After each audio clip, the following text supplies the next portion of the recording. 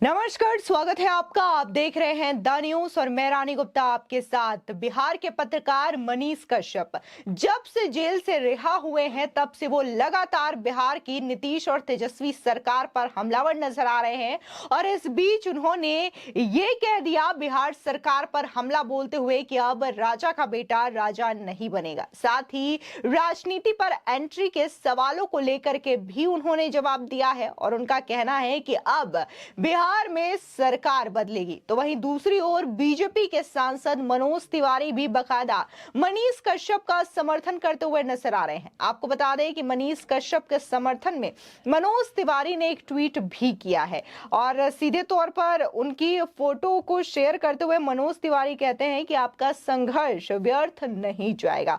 आपको बता दें कि मनीष कश्यप 9 महीने बाद जेल से बाहर आ चुके हैं। वो लगातार मौजूदा सरकार पर हमलावर है। इस बीच बिहार की राजधानी पटना में मनीष कश्यप ने मीडिया से खास बातचीत में एक बड़ा दावा किया है। मनीष कश्यप ने कहा कि कहा जाता था कि सरकार बदलेगी, तब ही मनीष कश्यप जेल से बाहर निकलेगा और मैंने प्रण किया था कि मैं बाहर निकलूंगा तो सरकार बदलूंगा और सरकार बदलने से पहले मैं निकल गया। अब सरकार भी बदल जाएगी। इसी के साथ ही मनीष कश्यप ने बिहार सरकार पर हमला बोलते हुए कहा कि बिहार में राजा का बेटा राजा नहीं बनेगा। हम सबको मिलकर बिहार को बदलना है और देश के टॉप 3 राज्यों में बिहार को लाना है। इसके अलावा मनीष कश्यप ने कहा कि भारत की किसी भी राजधानी से पटना की तुलना करें तो पटना 40 साल पीछे है। बिहार को कोई नहीं चला रहा, वो खुद ही चल रहा है। यहाँ की सरकार सिर्फ अपनी कुर्सी बचा रही है।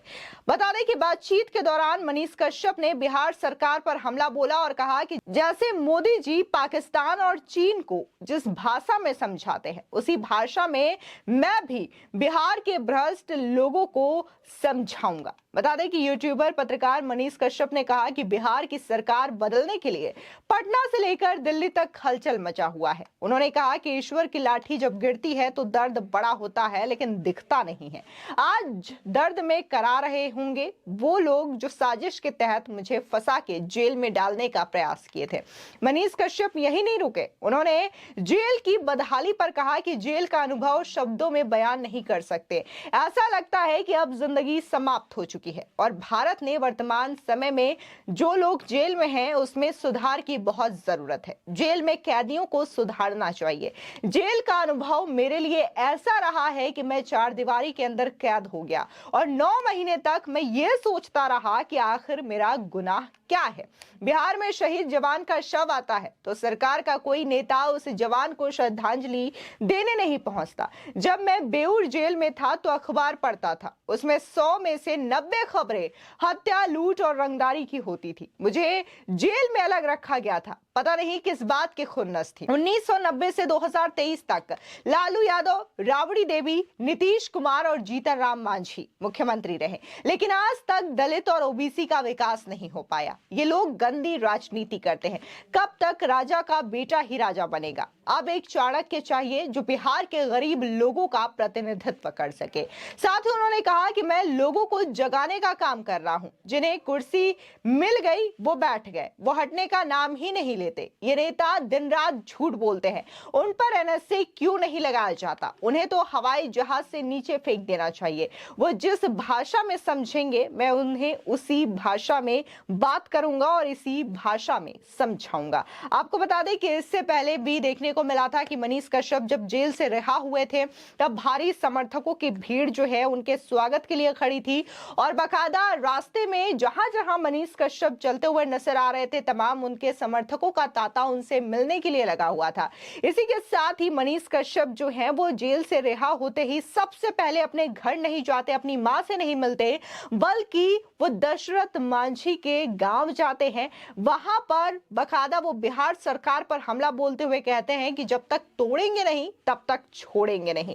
कहीं ना कहीं जिस तरीके से उन्होंने दशरथ मांझी के गांव पर जाकर के जो बातें कही गई है इसके कई सारे मायने निकाले जा रहे हैं और इस इसी दौरान बकायदा मनीष कश्यप ने ये डिमांड रखी है कि दशरथ मांझी को भारत रत्न दिया जाना चाहिए, क्योंकि पिछली कई सरकारों ने बिहार में राज किया लेकिन आज तक दशरथ मांझी को वो पहचान नहीं मिल पाई जो कि उन्हें मिलनी चाहिए।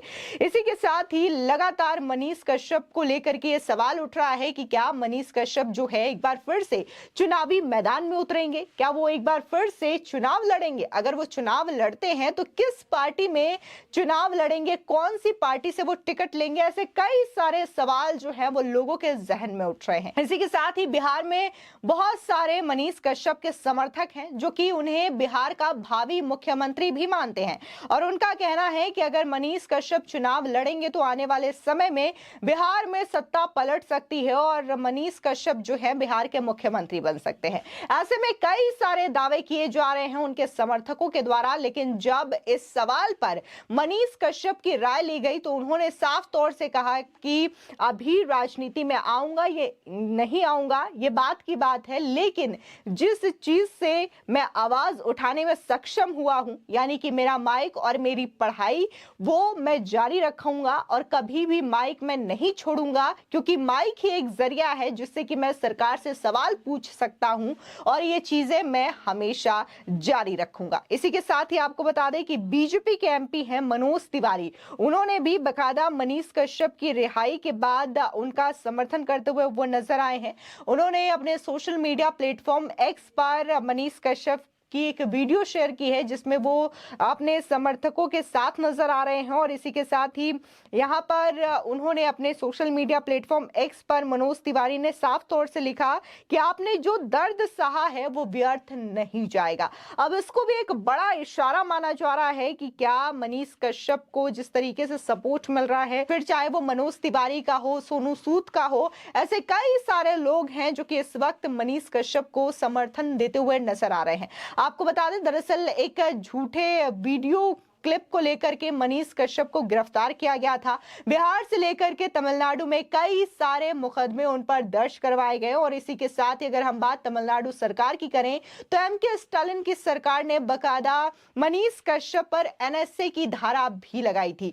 एनएसए यानी कि नेशनल सिक्योरिटी एक्ट, जो अपने आप में एक बड़ी धारा मानी जाती है और जो कि खासकर आतंकवादी या फिर आतंकवादी गतिविधियां जो करते हैं उन पर लगाई जाती है। लेकिन एक पत्रकार पर एनएसए लगाया जाना ये अपने आप में एक बड़ा सवाल था और इसको लेकर के जो मनीष कश्यप के समर्थक थे वो सड़कों पर उतर आए थे और बकायदा मनीष कश्यप की जिस तरीके से गिरफ्तारी हुई थी उसकी भी निंदा करते हुए नजर आए थे। और मनीष कश्यप जो उन पर एनएसए लगाया गया था इस चीज को लेकर के वो सीधे सुप्रीम कोर्ट पहुंच जाते हैं और सुप्रीम कोर्ट में भी इस मामले की सुनवाई होती है, जिसके बाद सीजेआई डीवाई चंद्रचूड़ एनएसए हटा देते हैं और ये कहते हैं कि एनएसए आप किसी पत्रकार पर लगाएं ये बिल्कुल भी सही नहीं है। अगर आप किसी पत्रकार पर इस तरीके से एनएसए के तहत कार्रवाई करते हैं तो कल को पत्रकार जो है वो अपनी आवाज भी उठा नहीं पाएगा। तो ये तमाम चीजें थी जिसको लेकर के मनीष कश्यप गिरफ्तार हुए थे, उनके बाद उन पर कार्रवाई की जाती है और आज भी मनीष कश्यप ये कहते हैं कि उन पर जो मुकदमे दर्ज करवाए गए हैं वो सारे मुकदमे झूठे हैं, क्योंकि जो वीडियो क्लिप उन्होंने शेयर की वो वीडियो क्लिप बाकी न्यूज चैनल ने भी दिखाया है। कई सारे जो वेब पोर्टल है उन्होंने भी शेयर किया है, बड़े बड़े न्यूज चैनल्स हैं, लेकिन उनके खिलाफ कार्रवाई नहीं की जाती है और मनीष कश्यप पर यह कार्रवाई कर दी जाती है क्योंकि बिहार में नीतीश और तेजस्वी की जो सरकार है वो मनीष कश्यप से खौफ खाती थी, जिसकी वजह से उन पर झूठे मुकदमे उन्होंने दर्ज करवाया और उन्हें जेल भिजवा दिया। फिलहाल इस पूरे मामले को लेकर के आपकी क्या राय है हमारे कमेंट सेक्शन में जरूर बताएं। धन्यवाद।